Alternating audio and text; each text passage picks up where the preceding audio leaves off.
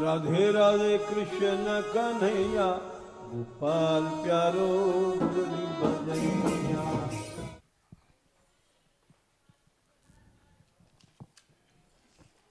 जय श्री राधे, जय श्री राधे। प्रसंग चल रहा है बहुत दिनों से मोह का।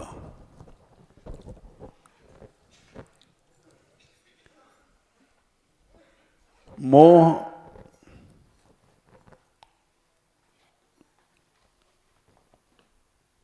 दो प्रकार का होता है।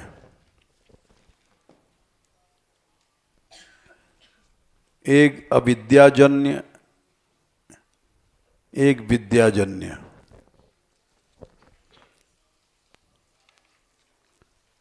और इसको प्रायः इस भेद को महापुरुष ही जानते हैं, हम लोग नहीं जान सकते।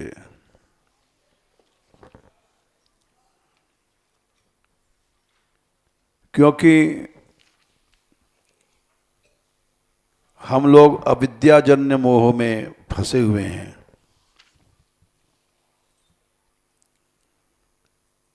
और इसलिए प्रायः हर मोह को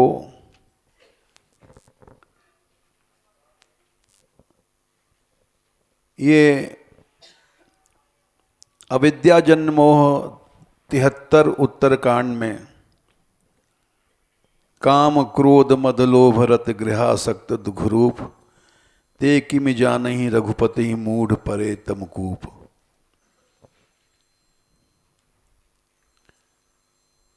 और विद्याजन्य मोह है उसी 73 में ख में। क में अविद्याजन्य है और ख में विद्याजन्य है। निर्गुण रूप सुलभ अति सगुण जान नहीं कोय, सुगम अगम नाना चरित सुनि मुनि मन भ्रम होय। ये मुनियों के भी मन में भ्रम पैदा करता है। बड़े बड़े मुनि, तो इसलिए मोह सबको होता है। भगवत भक्तों को भी मोह होता है। 78 के नीचे जो भगवान के भक्तों को मोह होता है, हरि सेवक ही न व्याप अविद्या, उनको अविद्या नहीं व्यापती है। अब प्रभु प्रेरित व्यापित ही विद्या, प्रभु की प्रेरणा से उनको विद्या जन्य मोह होता है। इसलिए साधारण जैसे हम लोग मूर्ख हैं, वो अर्जुन का मोह, अर्जुन को मोह हो गया, क्या बड़ी बात है, हमको भी हो गया तो एक तराजू पे तौलने लग जाते हैं।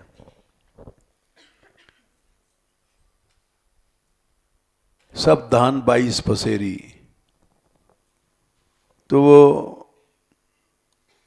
ऐसे हम लोग मूर्ख हैं। अंधेर नगरी चौपट राजा, टका शेर भाजी टका शेर खाजा। हम जैसे बुद्धि के लोग अंधेर नगरी के नागरिक हैं। सभी मोहों को एक जैसा समझते हैं और अंधेर नगरी का जो शासन है उसको भी समझना चाहिए, क्योंकि वही चल रहा है आजकल हम जैसे लोगों में। निश्चित रूप से वही चल रहा है। हर आदमी आचार्यों में, भक्तों में तर्क करता है और बनता है अपने मन में भक्त, जबकि वो अंधेर नगरी का नागरिक है। महापुरुषों के मोह को साधारण जीवों के मोह की तरह नहीं समझना चाहिए, क्योंकि हरि सेव कहीं न व्याप अविद्या और प्रभु प्रेरित व्यापयते बद विद्या।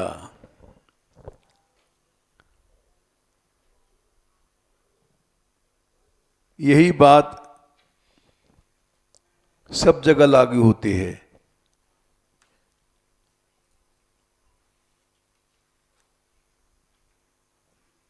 काकभुशुंडी जी ने कहा था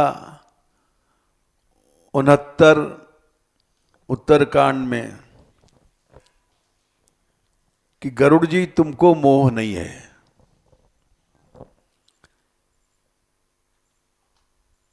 तुम्हें न संशय मोह न माया। ऐसा भाव रखना ही भक्तों के प्रति उचित है और कल्याणकारी है। ये नहीं कि काकभूषण जी कहें हाँ हाँ तुम आ गए, अच्छा किया, तुम्हारे मोह को हम दूर करेंगे, ऐसा कुछ नहीं है।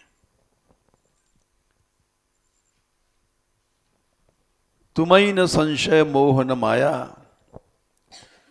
मोह पर नाथ कीन तुम दाया। हम जैसा वक्ता होता तो कहता वाह काकभुशुंडी जी आ गए यहाँ पर कथा सुनने हमारी, अब देखो हम इनको सुनाएंगे। अहम बढ़ा लेते हैं और ऐसा वक्ता होना चाहिए, आपने तो हम पर दया किया और ये भगवान ने भेजा है आपको। इस मोह से पठई मोह मिस खगपति मोही, भगवान ने आपको ये लीला किया है और रघुपति दीन बड़ाई मोही। ये भगवान एक बड़ाई देने का नाटक कर रहे हैं, नहीं तो तुमको मोह कैसे हो सकता है। चतुर भक्त का ये काम होता है। प्रहलाद जी में यही गुण था, गुरुश्वीश्वर भावना। गुरुजनों में ईश्वर भाव रखते थे और हम लोग ऐसा नहीं करते हैं, तो इसलिए अंधेर नगरी के नागरिक हैं। भक्त भक्त कुछ नहीं है, साधु बन गए तो क्या हुआ, अंधेर नगरी के नागरिक हैं। गुरु चेला अंधेर नगरी में पहुंचे। अंधेर नगरी वो वहाँ है प्रयाग में, गंगा पार, समुद्र कूप के नीचे वो नगरी उल्टी हुई है। अब तक गुफाएं हैं, हमने बचपन में देखा है। तो वो गुरु शिष्य दोनों जा रहे थे। गुरु जी सिद्ध थे, उस नगरी से निकले तो पूछा उन्होंने बाजार में कि भाई क्या भाव है, सब सामग्री, ये मूली क्या भाव है, पालक क्या भाव है, टका सेर। अरे,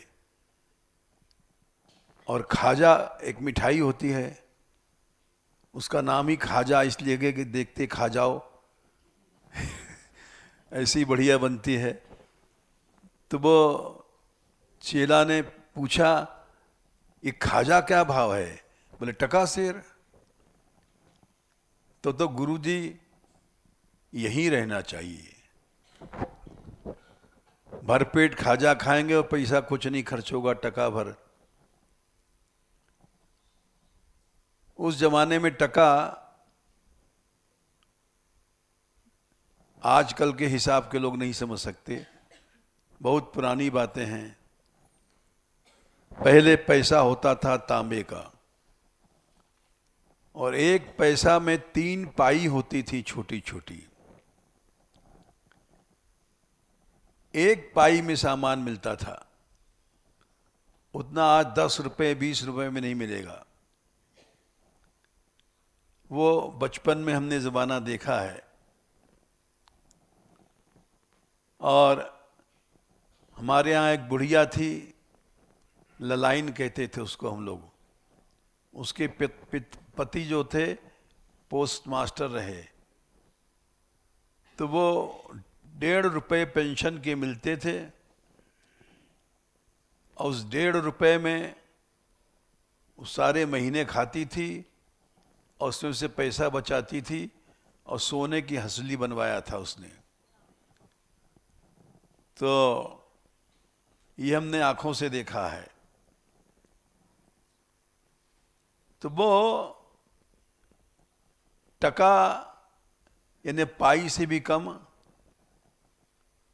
कौड़ियां चलती थी, कौड़ियों में सामान मिलता था।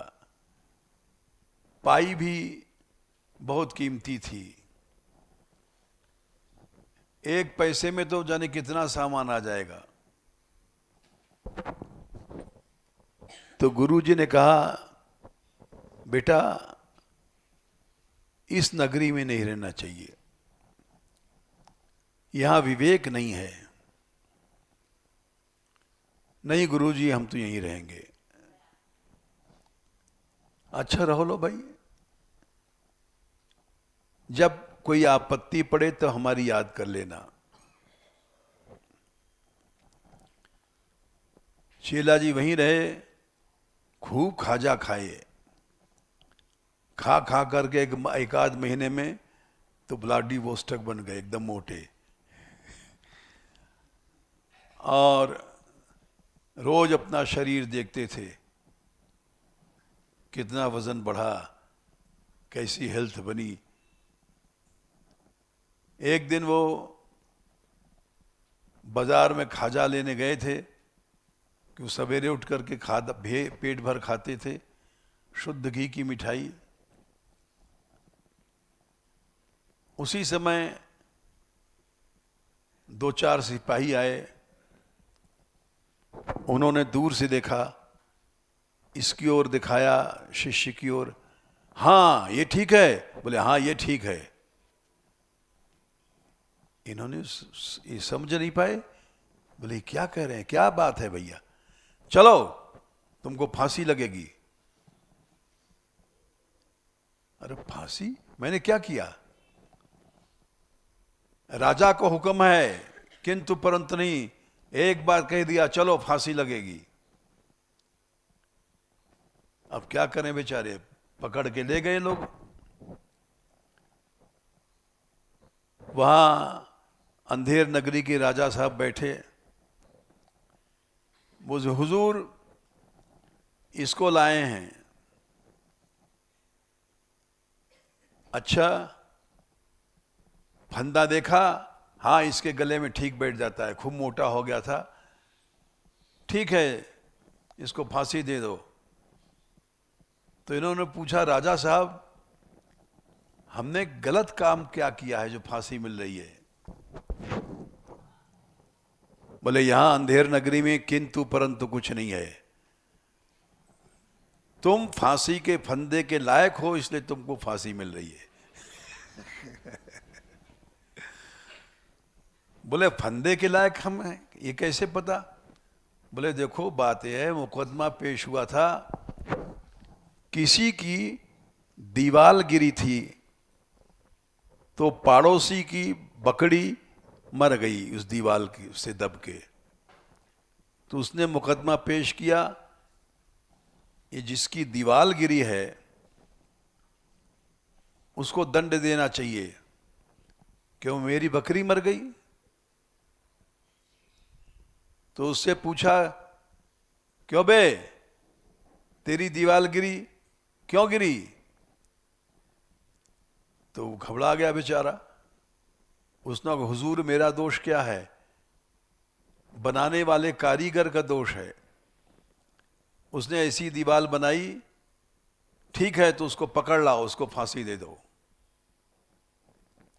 उसको पकड़ के लाया गया, उससे पूछा गया क्यों बे ऐसी दीवार क्यों बनाई, फांसी के तख्ता पर जा। हुजूर मेरा कोई दोष नहीं है, जो भिश्ती पहले पानी मशक में लाते थे, इतना पानी संसार में नहीं था, उससे गारा वारा बनता था मसाला, उसने पानी कम मिलाया तो मसाला गड़बड़ था, दीवार गिर गई। अच्छा जाओ उस भिश्ती को पकड़ लाओ। भिश्ती को पकड़ के लाया गया। बोले क्यों भाई तूने ऐसा गलत मसाला क्यों बनाया? हुजूर मेरी गलती क्या है, जो मशक हम लाते थे वो किसी कमजोर भैंस की मरी खाल का था, तो गलती तो उसकी है जिसकी भैंस कमजोर थी और वो मरी, तो बोले उसको भैंस वाले को पकड़ लाओ। भैंस वाले को लाया गया, क्यों बे ऐसी भैंस क्यों रखा कि वो मर गई और उसकी खाल कमजोर मसल बन गई। तो उसने कहा हुजूर मेरी गलती कुछ नहीं है, गलती तो उस भैंस ने जो चारा न्यार खाया था कृषकों की है। ये ऐसा क्यों बनाते हैं, ऐसी खेती क्यों करते हैं? इस तरह से चक्कर चलता रहा। आखिर में एक कृषक को पकड़ के लाया गया, तूने ऐसी क्यों खेती किया कि भैंस का पेट नहीं भरा, भैंस कमजोर थी, इसको फांसी दे दो। उससे कुछ उत्तर बना नहीं, बहुत कमजोर था। वो फांसी की तख्ते पे ले गए फंदा डालने के लिए। बोले हुजूर फंदा इसके गले में नहीं आता है, ये तो बहुत कमजोर आदमी है। तो बोले कोई फंदे के लायक आदमी पकड़ लाओ। तो चले सिपाही लोग, ये खाजा खा करके खूब मोटे, इनको पकड़ के ले गए और बोले इसलिए तुझे लाया गया, तू फंदे के लायक है। तब उनको याद आई कि गुरुजी ने कहा था कि ऐसी जगह नहीं रहना चाहिए जहां विवेक नहीं है। अब क्या करें? अब गुरुजी की याद किया, हे गुरुदेव हमने आपकी बात नहीं मानी, अब फांसी पे चढ़ रहे हैं, अब बचाओ। गुरुदेव जी आए वहां प्रकट भय और बोले क्या है? बोले ये सब सुनाया मामला, सुना उन्होंने कि मेरी कोई गलती नहीं, मैं बाजार में खड़ा था और मुझे पकड़ लाए, कहते हैं फंदा के लायक तू ही है, गुरुजी बोले अच्छा एक काम कर, धीरे से कान में बोले कि मैं तेरे झापड़ लगाऊंगा और तू मुझे लगाना, और हम दोनों लड़ेंगे। बोले महाराज मैं झापड़ लगाऊं? बोले हाँ, जान बचाना है तो करना पड़े। तूने पहले भी मेरी बात नहीं मानी थी, अब भी नहीं मानेगा तो मरेगा। बोले क्यों लड़ेंगे? तू कहना हम मरेंगे, हम कहेंगे हम मरेंगे, बाकी सब मैं देख लूंगा। अब दोनों तड़ा तड़ गुरुजी चेला मारे, चेला गुरुजी मारे। राजा ने कहा क्यों, क्या बात है, क्यों लड़ते हो? तो शिष्य ने इशारा किया गुरुजी को, अब बताओ। बोले राजन, इस समय जो मनुष्य मरेगा वो सीधा वैकुंठ जाएगा। तो ये कहता है मैं वैकुंठ जाऊंगा, मैं कहता हूं मैं जाऊंगा वैकुंठ क्योंकि मैं गुरु हूं, और ये कहता है नहीं आप तो भजन कर सकते हैं, हमसे भजन नहीं होगा तो हम जाएंगे वैकुंठ। इस बात पर लड़ाई हो रही है। तो राजा ने कहा हटो तुम दोनों, वैकुंठ जाने का अधिकार हमारा है लगाओ फांसी मुझे। राजा को फांसी लग गई, वो वैकुंठ चला गया। तो वैसे ही हम सब लोग अंधेर नगरी के नागरिक हैं, उसी पैमाने पर अपने को तोलते हैं और उसी पैमाने पर अर्जुन को तोलते हैं। अरे अर्जुन के मोह हुआ तो क्या बड़ी बात है, सती को मोह हुआ तो क्या बड़ी बात है। अरे भाई उनको जो मोह हुआ वो भगवत इच्छा से हुआ, और हमको जो मोह है वो विद्याजन्य है। हरि सेव कहीं न व्याप अविद्या, 78 के नीचे प्रभु प्रेरित व्यापयित ही विद्या। प्रभु प्रेरित विद्या भगवान के भक्तों को व्याप्ति है, और जैसे सारी लीलाएं योग माया की, भगवान की लीलाएं योग माया प्रेरित होती हैं। जैसे यशोदा जी भगवान को मूर्ख समझती हैं कि इसको शासन नहीं करेंगे तो बिगड़ जाएगा, एकदम प्राकृत समझती हैं। और वो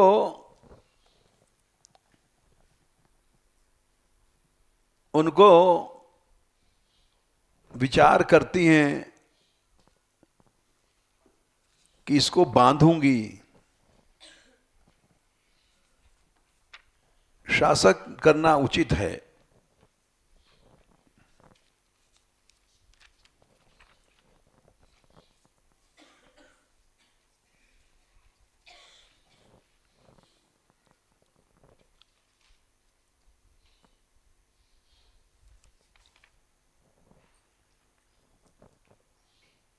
दस 9-12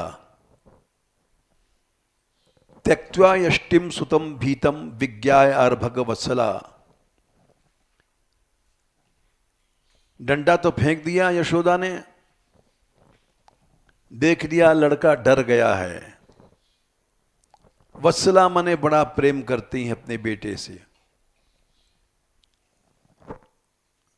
येष किलतम बंधु दामना अतद वीर्य कोविदा।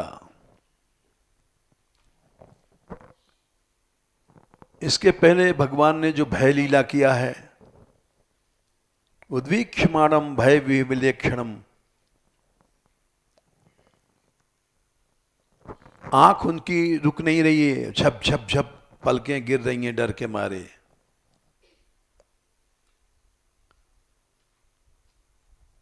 ये सारी लीला योग मायाजन्य है। यशोदा जी एकदम प्राकृत समझ रही हैं। और इसी बात को आगे 13वें 14वें श्लोक में कहते हैं, न चांतर न बहिर्यस्य न पूर्वम नापि चापरम पूर्वापरम बहिशांतर जगतो यो जगच्चय तम मत्वा आत्मजम अव्यक्तम मर्त्यलिंगम अधोक्षजम गोपिको लूखले दामना बबंध प्राकृतम यथा। जैसे कोई प्राकृत मैया अपने बच्चे को डांटती है, एकदम वही बात लीला हो रही है। ये क्यों हो रही है?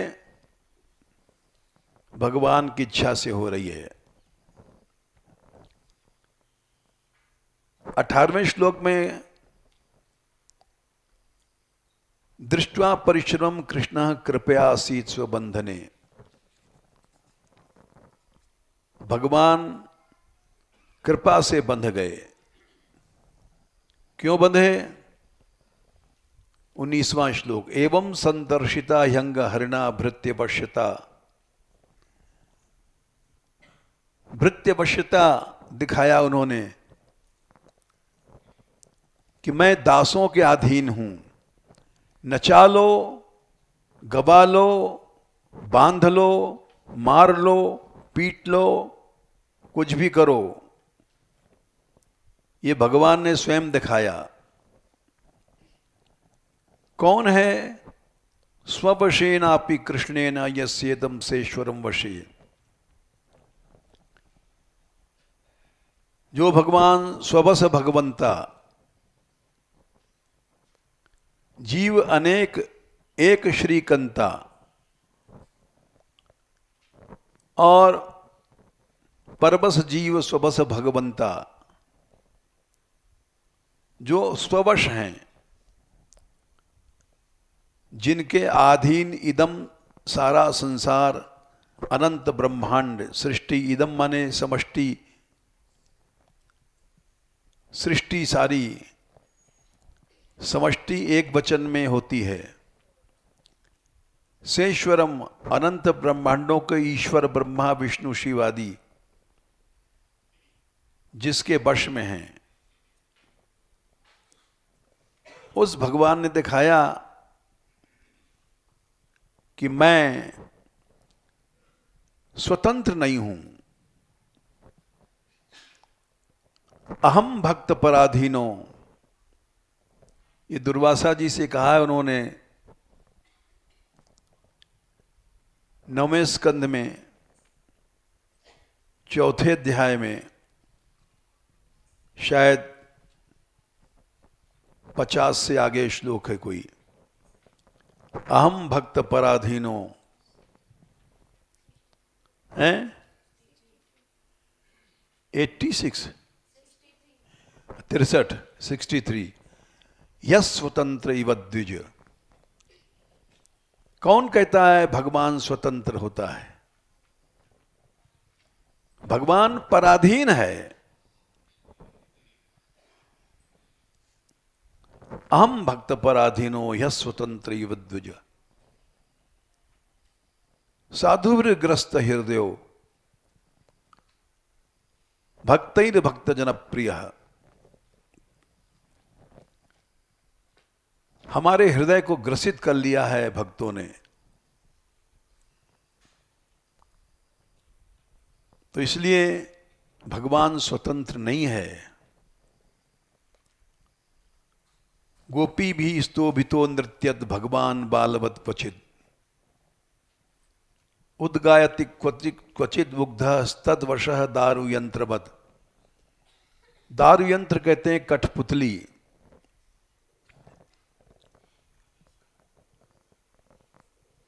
9:4-63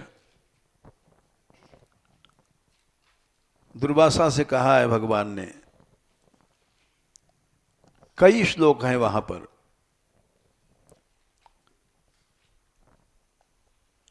ये बात उन्होंने कहा है और यहां दिखाई है।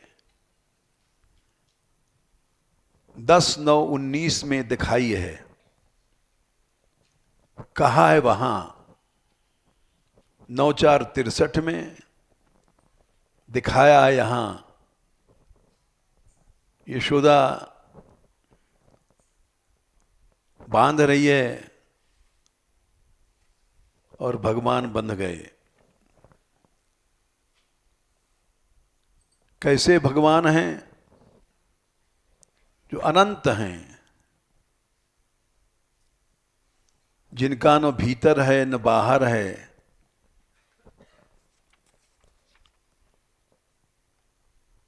न चांतर बहिर्यस्य न पूर्वम नापि चापरम। 13वां श्लोक 10-9-13। न भीतर है न बाहर है, न पूर्व है न अपर है, न आदि है न अंत है। पूर्व अपर का मतलब न आदि है न अंत है। स्वयं भगवान पूर्व हैं और अपर हैं, और बाहर भी हैं संसार में। संसार जगत के बाहर भी हैं और संसार भी भगवान ही हैं। अनंत है भगवान। उस अनंत को यशोदा ने बांध दिया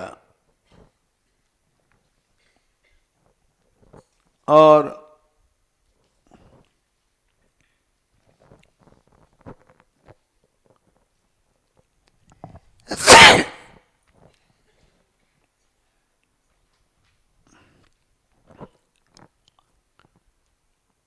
लेकिन बंधने के बाद जब यशोदा को ज्ञान हो गया कि ये तो भगवान है, तब उन्होंने उस ज्ञान को भुला भी दिया।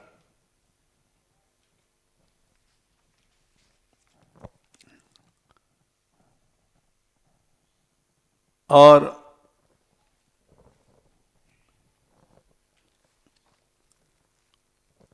वो जो वात्सल्यमयी रति है, उसको भगवान ने फिर से प्रेरित किया, क्योंकि भगवान को उसमें आनंद स्वयं आता है, बंधने में, पिटने में।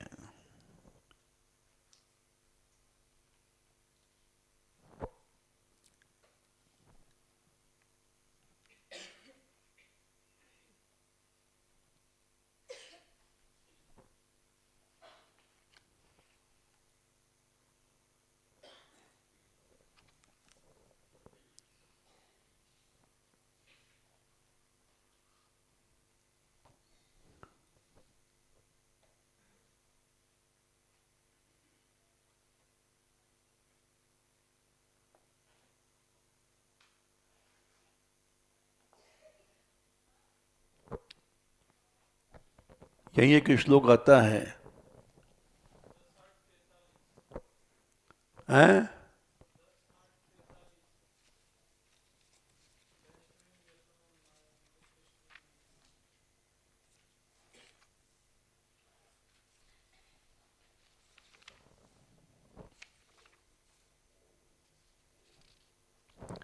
हाँ, 2:8-43 इत्थम विदित तत्वायाम गोपिकायाम सईश्वरः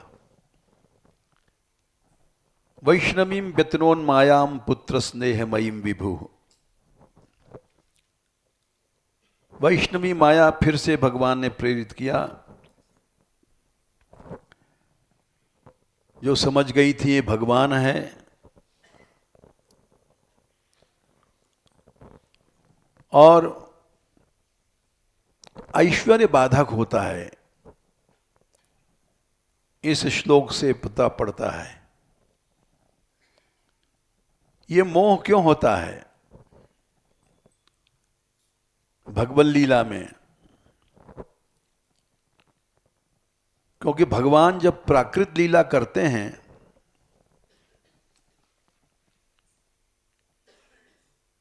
किए चरित पावन परम प्राकृत नर अनुरूप, तब बड़े बड़े लोगों को मोह हो जाता है। उस मोह में कष्ट नहीं होता है। आन जीव इव संसृत नाही 77 के नीचे, सो माया न दुखद मोहिकाही। जैसे हम लोग जन्म मरण के मर रहे हैं फंदे में, ऐसा नहीं होता है। ऐसा इसलिए नहीं होता है तो मोह में फर्क होता है। अंधेर नगरी का नागरिक नहीं बनना चाहिए। हरि भक्तों को जो मोह हुआ वो हम जैसे को जो मोह है उसमें फर्क है। नाथ यहां कछु कारण आना, सुनो सो सावधान हरि जाना।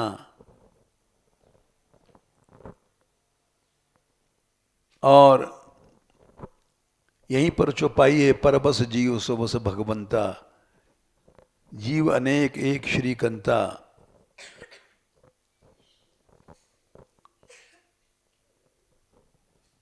तो भगवान के जो भक्त के अंदर विद्याजन्य मोह होता है,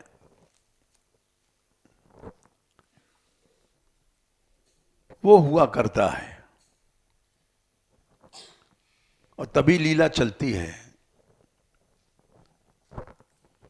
एक बात स्वयं सोचो, अर्जुन को यदि मोह न होता तो संसार में गीता कैसे प्रकट होती?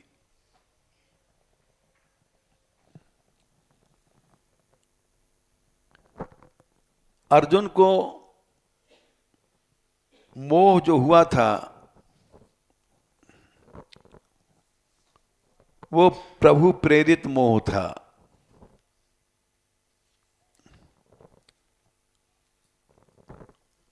कैसे हुआ था? जब अर्जुन ने कहा कि रसम स्थापय में च्युत, मेरा रथ स्थापित करो और मैं देखूं तो सही मुझसे लड़ने के लिए कौन कौन आ रहे हैं।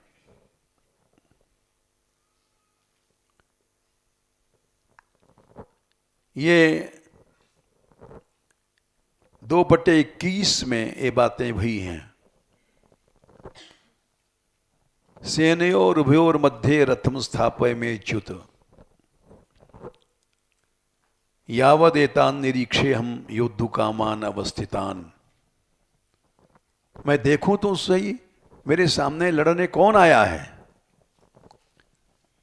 यहां तक तो अर्जुन बोल रहे हैं, अरे मेरे सामने कौन आया है? शंकर जी तक से मैंने युद्ध किया। कैर्मया स योद्धव्यम अस्मिन् रण समुद्र में। कौन कौन हैं जो धृतराष्ट्र दुर्योधन के दुर्बुद्धि के प्रिय करने के लिए अन्याय का पक्ष लेके जो आए हैं? दुर्बुद्धि शब्द कहा है। यहां तक तो अर्जुन बोला है। इसके आगे अर्जुन नहीं बोलता है।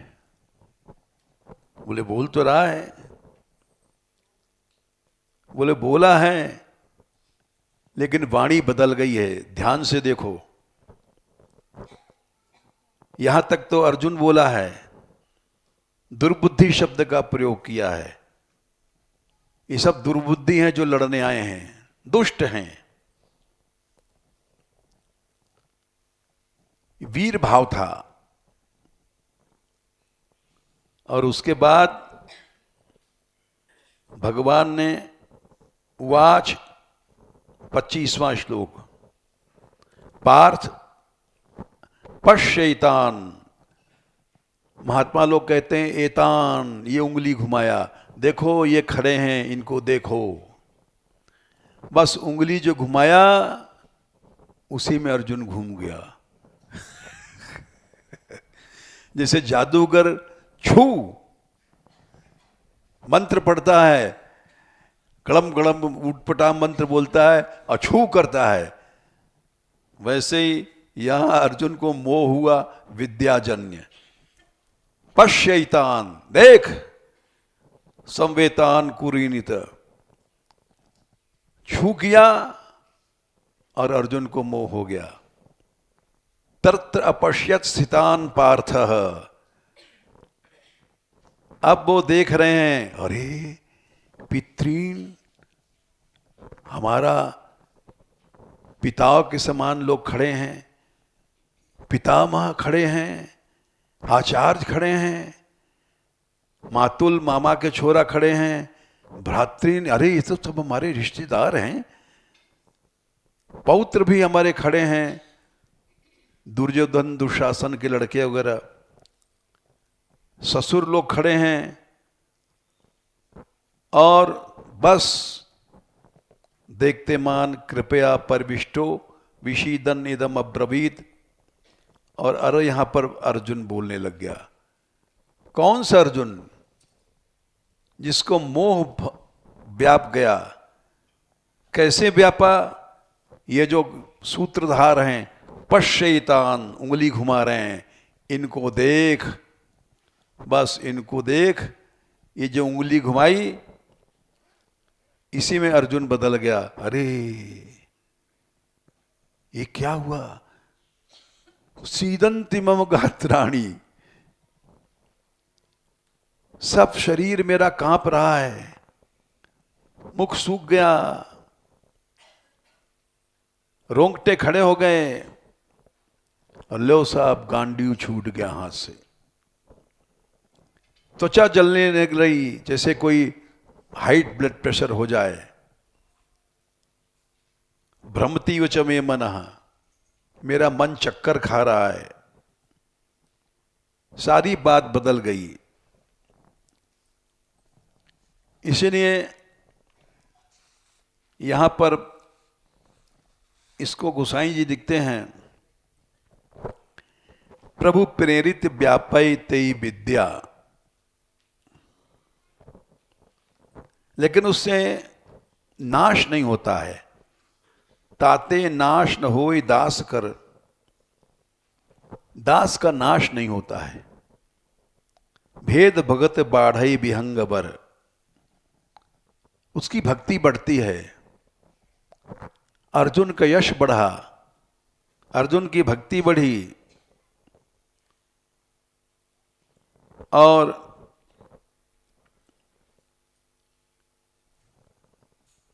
ये 77 ख में प्राकृत शिशु विलीला देखी भयो मोहि मोह। एकदम बच्चा जैसे जूठन गिर जाती है तो खाता है बीन बीन करके, थोड़े में लिख दिया प्राकृत शिशु इव, बीन बीन के भगवान खा रहे हैं। ऐसे चट्टू हैं, ऐसे चट्टू श्री कृष्ण हैं कि चोरी कर करके खा रहे हैं। गोपी कहती है कि ले जा नंद के लाल, बोले नहीं, स्तेयम स्वादवत थी, चोरी के ही माल में हमें आनंद आता है।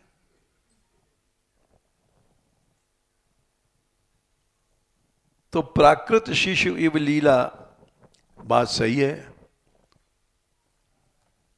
जब चोर कष्ट से चुरा करके लाता है और बंटवारा करने बैठता है तो बड़ा खुश होता है। ये मान मंदिर हमारा उन्हीं का अड्डा था पहले, चोरों का। ये सच घटना है। मैं जब यहां रहने आया था तो ऊपर अट्टा पे रहता था, नीचे एक महात्मा रहते थे जो कुछ कभी कभी चढ़ावा आता था, उसी के मालिक थे वो। तो हम दर्शन करने आए तो मंदिर के भीतर जो कोठरी है उसमें तमाम कपड़े, कट्ठर, तमाम नए नए थान दिखाई पड़े। तो हमने उन महात्मा से कहा कि भाई ये क्या है? बोले देखो, चुप रहो, बोलो नहीं मारे जाओगे। हम समझ गए कि चक्कर है यहां कुछ। हमने कहा ये माल कहां से आया, तुम सही से ही बताओ, नहीं तो हम इसका रिपोर्ट करेंगे, पुलिस ले जाएगी, चोरी हम पे लगेगी। तो उन्होंने बताया कि भाई यहां बंटवारा होता है, लोग आते हैं। हमने पता लगाया उस दिन चोरी हुई थी बाजार में एक बनिया की दुकान से।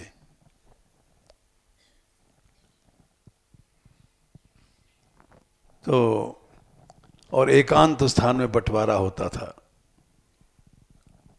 खैर लंबी कहानी है। हमने कहा भाई तुम हमको सामने कर देना, रात में आते हैं। बोले हाँ हम बात कर लेंगे। हम वैसे तुम निडर नहीं है, लेकिन फिर भी इतना ज्यादा नहीं डरते मरने से। सब माल पकड़ा जाएगा, चोर हम बोले जाएंगे, इसलिए अपने बचत के लिए हमको कुछ करना है। महात्मा समझ गए कि ये डरेगा नहीं, ये कुछ कहेगा पिटेंगे हम भी। उन्होंने उन लोगों से कहा भाई ऐसी ऐसी बात है, वे पढ़े लिखे हैं, इलाहाबाद के हैं, ये है वो है, बढ़ा के बताया कि जज वज जाते हैं उनके पास। तो चोरों में दम कितना होता है। रात को ही सब माल ढोल गए। हम सवेरे आए, हमने कहा वो कहाँ है सब गट्ठर सब? बोले वो भाई चले गए और कह दो उन महात्मा से कि हम अब मंदिर छोड़ रहे हैं। ये अड्डा था उनका। हमने सोचा इतनी जल्दी मंदिर कैसे छोड़ देंगे, इतनी जल्दी माल कहाँ ले जाएंगे। तो हम भीतर से निकल करके बाहर गए। मंदिर के पीछे जो मोटी दीवार है वहाँ उन्होंने गाड़ दिया था खोद करके बहुत सा माल। और हमने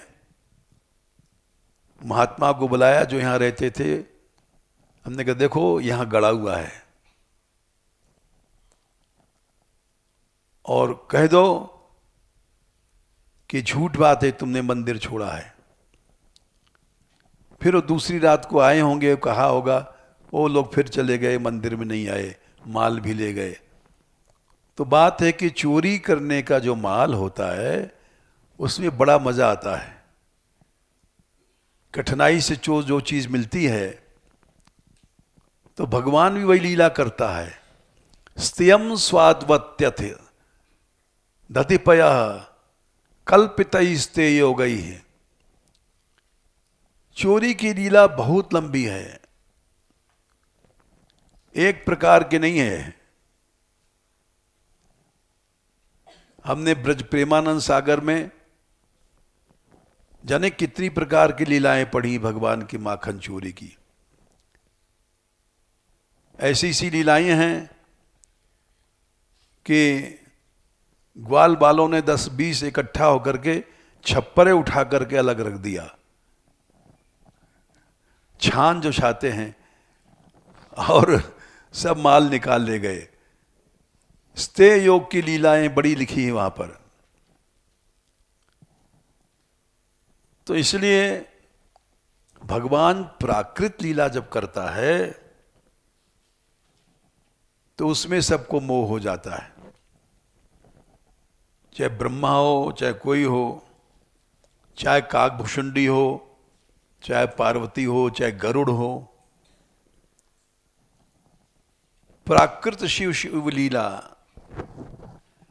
एक उर्दू शायर ने लिखा है, इमामे मस्जिदे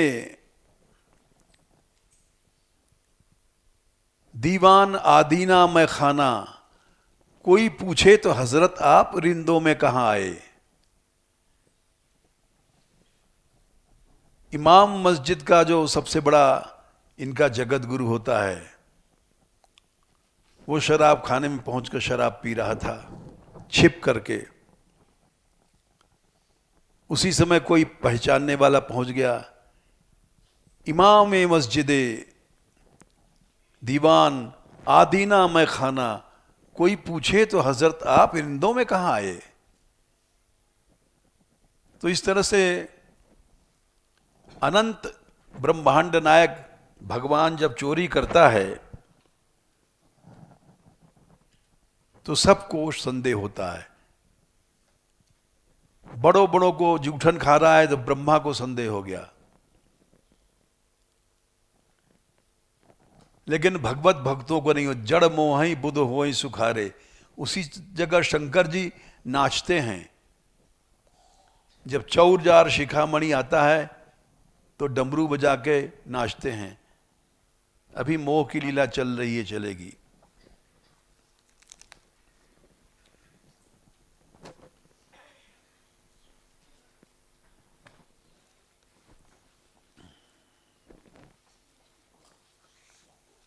गीता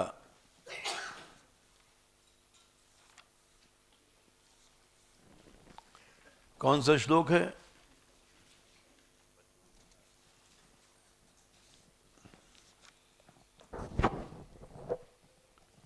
55।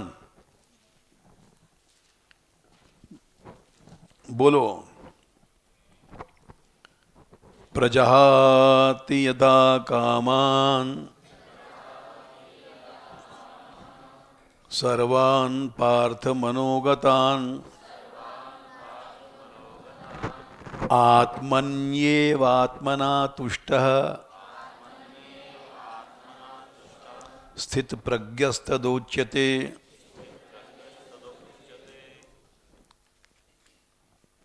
भगवान ने श्लोक संख्या 53 में कहा, जब तक अचल बुद्धि नहीं है तब तक योग नहीं मिलेगा। समाधौ अचला बुद्धिस्तदा योगम अवाप्स्यसि। ये हमने देख लिया। हमारे यहां जाने कितने साधु आए, जाने कितने लड़के लड़कियां, सब चले गए क्योंकि अचल बुद्धि नहीं थी। अचल बुद्धि वाला ही टिकता है मैदान में। जिसकी बुद्धि अचल नहीं है वो तो विदा हो जाएगा। कोई भोजन की दृष्टि से गया, कोई सुख सुविधा की दृष्टि से। हमारे यहाँ यात्रा चल रही थी, बहुत पुरानी बात है। तो आदि बद्री में जब यात्रा पहुंची थी तो वहां विरक्त मंडल की यात्रा पहुंची थी।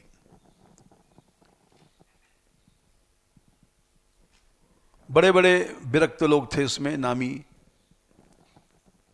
और उनकी यात्रा चल रही थी। वो उसका स्टैंडर्ड ऊंचा था। मेवों को साग बनते थे, मेवे के। हम लोगों में ज़्यादा होगा घिया फिया आलू फालू बन गया है, और वहाँ ऊंची स्टैंडर्ड की यात्रा थी। बादाम, छुहारा, काजू, किशमिश, इसके साग बनते थे। तो हमारे यहाँ के कई संत लोग हमारी यात्रा छोड़ गए मान बिहारी लाल की, और उसमें चले गए।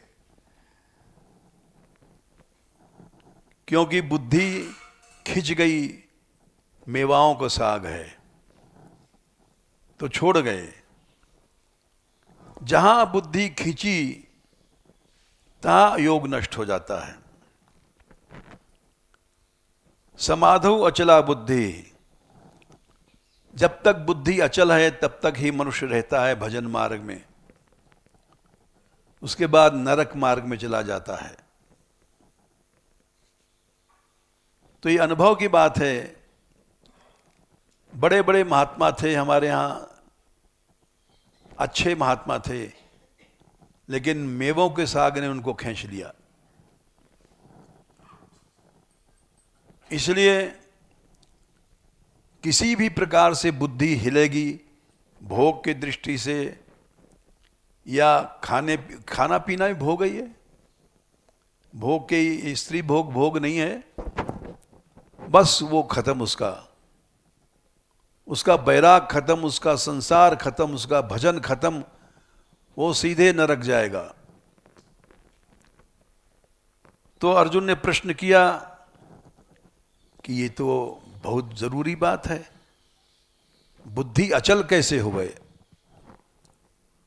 स्थित प्रज्ञ कैसे बना जाए, ये प्रश्न कर दिया उन्होंने। तो भगवान उत्तर दे रहे हैं, उसका लक्षण कि मनुष्य को कामनाएं ही चंचल करती हैं मन को। चाहे लड्डू की कामना हो, दक्षिणा भी, एक यात्रा में बहुत से लोग चले गए, उसमें रोज दक्षिणा बढ़ती थी 10-20 रुपया। उस यात्रा को करने वाले को कई 100 रुपए इकट्ठे हो जाते थे। तो सब चले गए जो अर्थ के लोभी थे। और यहां सालों रहे मानगढ़ में, लेकिन सालों का मतलब नहीं है, बुद्धि हिली और आदमी का परमार्थ खत्म, नष्ट होगा। आज नहीं होगा तो कल जरूर हो जाएगा।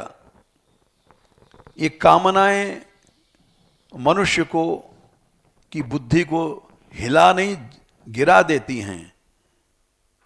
तो भगवान ने कहा प्रजहाति, जहाति माने छोड़ना, प्र माने उत्कृष्टेन जहाति, बिल्कुल जब छोड़ देगा कामनाओं को। कामान बहुवचन है, एक कामनाएं नहीं है। भोजन की कामना है, दक्षिणा की कामना है, या भोग की कामना है, या कहीं गाती बन रही अच्छे कपड़े की तो अपना चले जाते हैं लोग। सभी कामनाओं को जब छोड़ देता है, बहुवचन है। ये कामनाएं कहाँ रहती हैं? मनोगतान, मन में छिपी रहती हैं। ऊपर से हम लोग साधु वेश बना लेते हैं, जटा वटा बढ़ा लेते हैं। इस पद को देखना, इसको समझना है तो एक सूरदास का पद देख लेना, सूर विनय पत्रिका में, जो लो मन कामना न छूटे। जब तक मन में कामना नहीं छूटेगी तो साधु बनने से क्या फायदा, जटा बढ़ाने से क्या फायदा, सब ढोंग है। बड़ा विचित्र पद है। तीर्थ करने से क्या फायदा, तीर्थ में भी जाओगे वहां भी मन चंचल होगा, गंगा स्नान करने जाओगे वहां भी मन चंचल होगा। स्त्रियां नहा रही हैं, देखोगे उनका स्तन वगैरह झांकोगे। सब चीजों को काट दिया है सूरदास जी ने। सूरदास तब ही तमना से ज्ञान अग्नि झर फूटे। ज्ञान का झरना निकलेगा तुम्हारे भीतर से अगर कामना छोड़ देगो। कामना को छोड़ने के बाद ज्ञान का झरना निकलेगा तुम्हारे हृदय में, अपने आप निकलेगा। कोई जरूरत नहीं पढ़ने की, भजन करने की। कामनाओं को छोड़ दो, बस तुम्हारे अंदर स्वतः ज्ञान आ जाएगा। ये समय नहीं, पद स्वयं देख लेना। जब मनुष्य कामनाओं को छोड़ देता है, मनोगतान मन में रहती है, उस समय क्या होता है? आत्मनि एव आत्मना तुष्टः, अपने मन में स्वयं संतुष्ट रहता है।